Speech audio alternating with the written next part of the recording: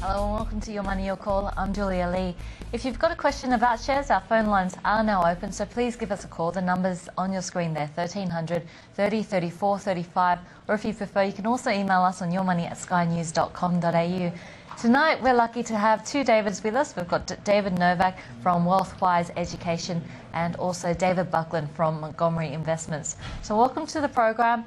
It's been a big day. We've had an interest rate decision and we've seen interest rates cut by 25 basis points down to 3%.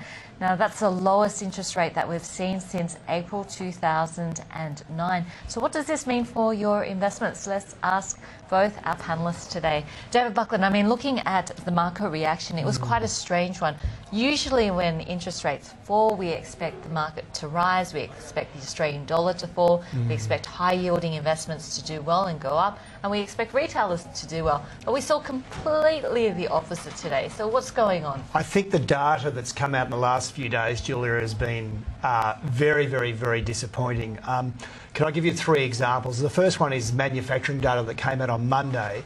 It indicated that manufacturing in Australia has shrunk now for 9 consecutive months. I believe that manufacturing in Australia is now on its knees because of the high Australian dollar and not very good productivity in this country. The second point to make is that the job availability is on the decline. Andrew Bassett from Seek.com said that the jobs are definitely on the decline, and although unemployment rate is still quite low at 5.4%, and if you take a very long-term average, it's 7%, there are many indicators that if you more broadly define unemployment, such as the Roy Morgan poll, then unemployment could be actually close to high single digits.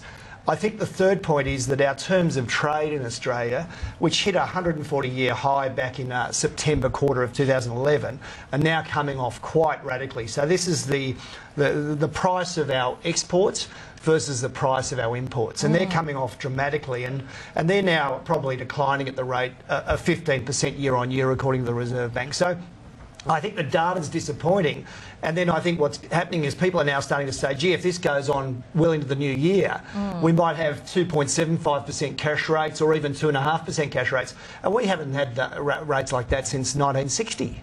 But wouldn't that be a good thing in terms of the Aussie dollar? It'll eventually be a good thing for the Aussie dollar, but what we really need is the economy to really crunch down for the Aussie dollar to start falling. I mean, at 104.5 cents, manufacturing Australia, export Australia, education Australia is getting smashed. Julia, just one more thing. I mean, this is being referred to as emergency levels, okay? So, you know, we're not referring to it as emergency levels because times are good. We're referring to it as emergency levels because times are tough. Okay, so times are tough in terms of the domestic economy. We saw a rate cut, and I guess the big question is, what does that mean for your investments? We have Bernard on the line from Perth. Bernard, welcome to the program. What's your question for our panel tonight? Yeah, thank you again. Just in Kingsgrove Mining, KRM, I've got in around about the 82, 83 cents, probably about a month or two ago, and it's just been sort of going sideways. So I wonder if the panel had some thoughts on that. And just a quick one, if time, CSR, please. Okay, so let's start off with Kingsgrove. KRM is the code there. David Buckland, what's your view on this one? Capitalised at $260 million, Julia. Got a very good balance sheet.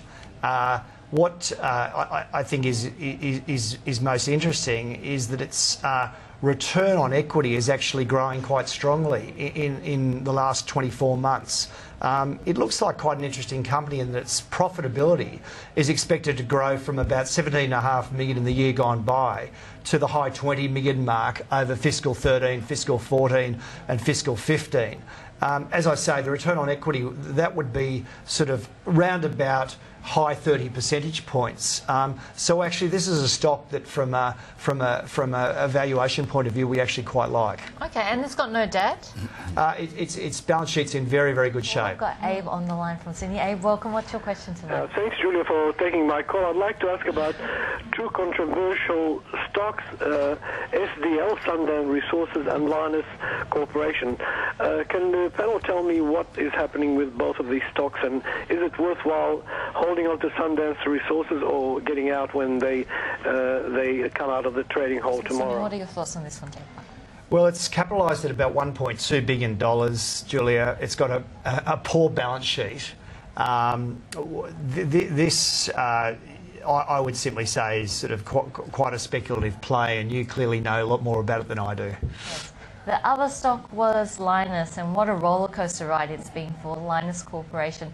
Finally, it looks like there will be some processing at its Malaysian plant, but of course a lot of the rare earth prices have fallen quite substantially, in some cases as much as 80% in 2012. So is there still life for some of these rare earth miners? So this is all about environmental activists, and I guess we saw the High Court decision being handed down on the 8th of November. Looks like an appeal now going back to the courts on the 5th of February. What's your view on this one? Look, Julia, the big problem with this stock is that it has lost money in each year of the last decade. It's forecast to lose money again in the year fiscal 13. It's got an enormous amount of debt, over $400 million of debt. It does have about $100 million of cash in the bank, but it's forecast to again lose money in the current financial year. So the bottom line is, if it doesn't turn around soon, it'll have to go back to the market for more capital. So it's one of those stocks, unlike a number of Australian stocks, that keeps putting its paw out for more capital, and the poor old patient shareholders keep having to dip in for tomorrow, which never seems to come. Okay, so Lynas looks like some more court action, watching that Malaysian processing plant, and I guess it all depends on whether they can process and how quickly they can process. We saw a capital raising in November. Hopefully we don't see another one in the new year. Let's go to our next call. We've got Brett on the line from New South Wales. Brett, welcome. What's your question tonight? Oh, hi. Mine's regarding Perseus Mining. I'm sure David mentioned this stock before, and I'd like David Novak's opinion on it too, a gold producer out of West Africa. Thanks. Sure. Gold producers are popular today. This one's down about 30% in the past year, but overall you can see it's been a sideways movement. In terms of gold stocks, how do you view this one, Dave? Oh, well, actually, this looks pretty exceptional in that the consensus earnings forecasts over the next 3 years at a growth from the current $47 million to over 100 million, to high hundreds, to possibly even 250 million by fiscal 15. It's capitalised at about $1 billion, or a little over $1 billion. It actually also has a half-decent balance sheet. It's got cash in the bank. So if they can pull it off and meet their consensus forecasts, I'd suggest this could actually perform quite well. It's certainly below our assessment of intrinsic value at the moment. Ken on the line from Brisbane. Ken, welcome. What's your question tonight? Yeah, thanks, Julia. Jumbo operates Ausdrill in Australia, and now they've got an agreement in the United States, a joint venture, and they've got an agreement in Mexico, and I just wonder what the panel thinks of this. I mean, what a performance, up 544% over the past year, and I can see that David Buckland's just waiting to jump on this one. What do you think? Well, we still like it, Julia. We actually own it in the Montgomery fund. It's as you quite rightly said, it's been a superb performer over the last 12 months. Basically, it does an online lottery, and as you said, Ken, it's moved into the US with a joint venture, and also to Mexico, which is an economy of similar size to Australia. But interestingly, in Mexico, the lotto penetration is about not even 20% of what it is in Australia, and obviously they're 4 or 5 years behind in terms of online everything. So I actually feel that although they may have some challenges from Tattersalls down the track in terms of their business model domestically, they seem to be moving offshore and de-risking that situation somewhat. So it's one that we've owned and will continue to own for the foreseeable future. We like it, Ken. So big congratulations on that one. That's been a huge performance. Thank you, We've got Michael on the line from Sydney. Michael, welcome. What's your question tonight for our panel? Oh, hello, Julia. Hi. It's another happy Tuesday night. Yes. Watching the show. Thank you. Will you cheer everyone up? Can I ask you what's going on with Sandfire? I heard they've probably been producing for the last 3 or 4 months in production, and does anybody know anything what's happening lately with it? Sure, so it's a good question around Sandfire. Very exciting. Materials space is one area that has really underperformed in 2012. It's the worst performing sector of the year, and yet we've seen Sandfire up by 20%. So do you have a preference in terms of resource companies, in terms of either a bulk or a base metal company, and in terms of stocks? Well, I don't particularly like bulks. I think the whole China story is one that's been overplayed, and I think there's going to continue to be a lot of pressure on iron ore and related companies such as resource service companies, and we've seen a lot of those resource service companies hit very, very hard in the last 3 to 6 months. Just on Sandfire, what's interesting though is that they seem to have turned the corner in that after making several years of losses, they look as though they're going to make very, very serious money. I'm talking 200 million type numbers at the bottom line each year for the next few years. That's certainly the consensus forecast. The only point I'd make is that their balance sheet is in relatively poor shape. They have $345 million of debt, $72 million of cash. So that, equates to about 270 million of debt. So they're going to certainly need those earnings to come through to get their balance sheet in better order. So that's one reservation I have. But the fact of the matter is that if they can achieve those earnings forecasts, Julia, then it still seems to be quite cheap.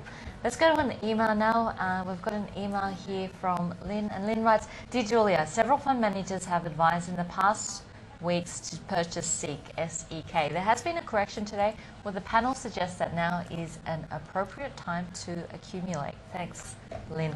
This is a good question coming through from Lynn, because the Reserve Bank statement today talked about the upcoming softness in the labour market. So, David Buckland, would you be purchasing SEEK, given it has such a large exposure to China? Yes, it's growing in other places, but still... Well, essentially, this is a world-class company.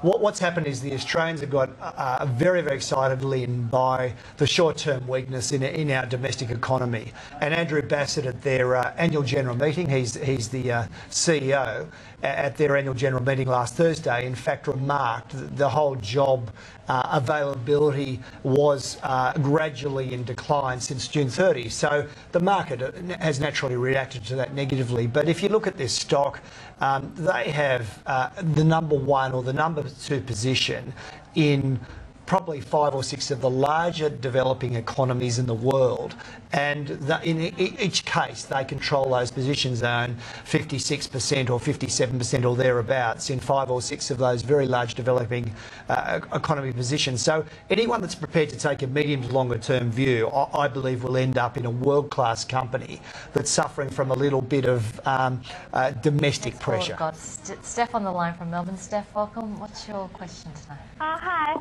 I'm holding a few shares at the moment. I've got Fortescue, BHP and a few others, but the market's not been very good to me, so I don't really know what to do. Now, David Buckland, I know you don't like the bulks. No. Would you be looking at BHP or Fortescue if you had to choose one? Well, I wouldn't be looking at Fortescue, and the reason is it's a highly financially leveraged business. Its indebtedness is approaching $10 billion. It's a highly operationally leveraged business, and what that means is it's going to be producing about 100 to 120 million tonnes of iron ore. Now, if that iron ore price gets back to the September lows of about $90 a tonne, this company will start losing money. What's interesting is if you go to, say, the year to June 2014, there's 21 analysts that follow Fortescue, and the range of forecasts vary. Now, there's about 3 billion shares on issue, okay, round figures. But the range of forecasts vary from earnings of 28 cents a share, times 3 billion shares, to $1.27 a share, okay, times 3 billion shares. And the average is 64 cents. So what we've got here is we've got basically $1 a share range in the year to June 2014 times 3 billion shares.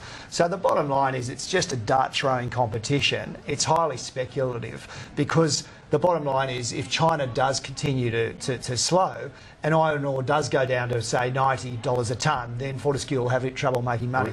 Now, on BHP, clearly it's one of the biggest and best quality miners in the world, but it's still going to suffer from that iron ore price if it stays around $100 a tonne. And we've got Michael on the line from Sydney. Michael, welcome. What's your question tonight? Yes, good evening, Julia, and good evening, panel. Thank you for taking my call. recently I sold out of Ausdrill. It's a company which I like a lot, but I was a bit concerned about the mining services industry. Sure. And I'm looking at it now, and it seems to be consolidating at a lower level. I'm wondering if it's time to get back in, and if the panel has time, I'd like to inquire also about Metcash, which I hold, and I'm very disappointed with. And I'm just wondering whether I'd be better off out of that one and perhaps into Woolworths or Wesfarmers. Looking at Ausdrill, David Buckland, and I mean, even if we do see the revenues continue to grow, probably we're going to see is margins coming under pressure here. Yeah, I mean, what we've seen, Julia, with the resource service companies, particularly in the recent months, as all the big miners have reduced their commitment to their expansionary plans, is that there's a fear that margins will come under pressure, and many of them have been sold off very, very aggressively.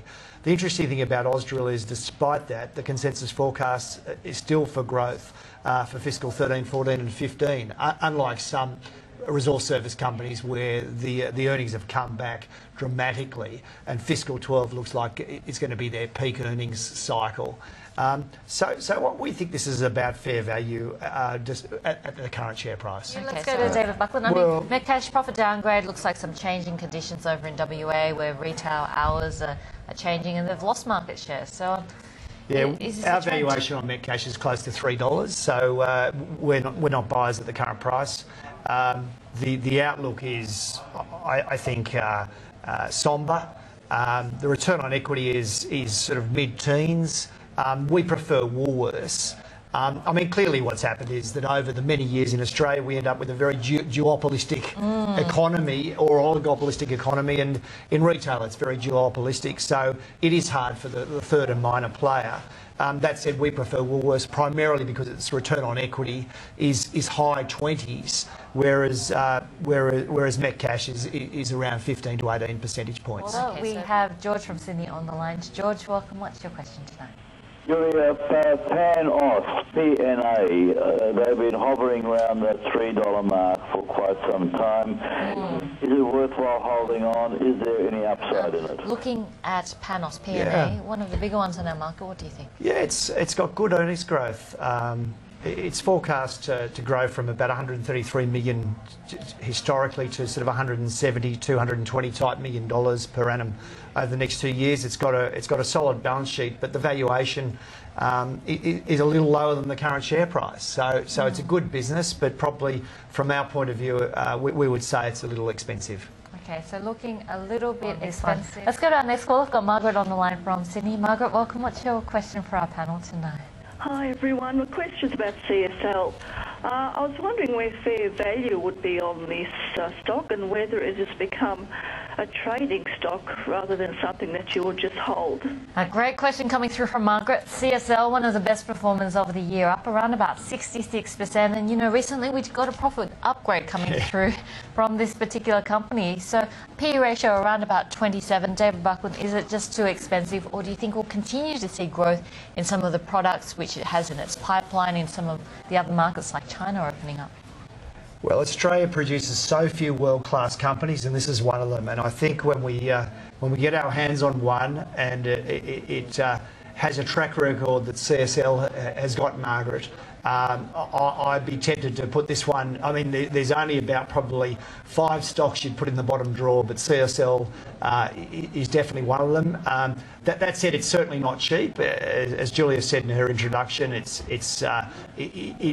the surface it looks expensive, but it's one of those stocks with its world-class credentials which tends to surprise on the upside in its earnings forecasts. And the share price over time will follow. So it's one that I think it's better to probably take the medium to longer term view on, Margaret. Okay, so liking CSL, it's time to start the stock watch. So David Buckland, what are you watching tonight?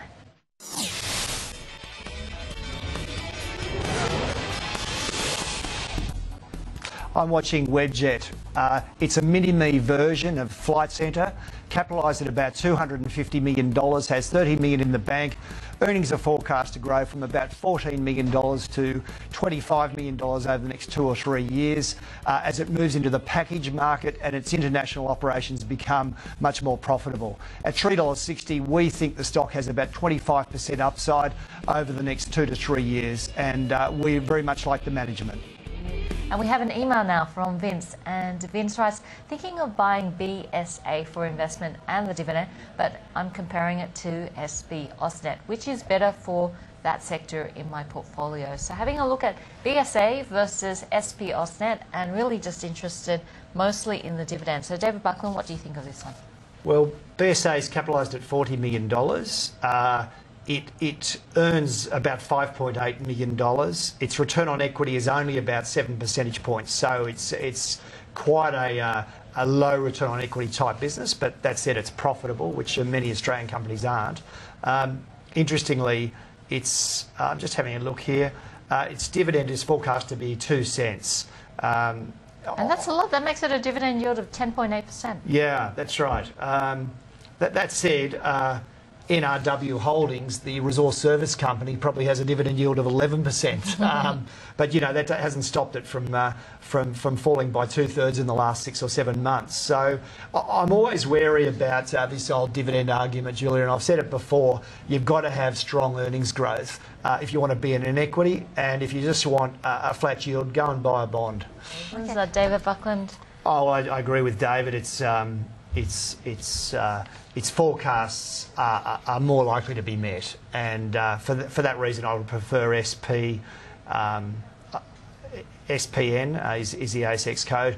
That said, from a valuation point of view, neither of them do it for me. Okay, so neither of them, if given a choice of nothing, but if you had to choose SP-Ausnet.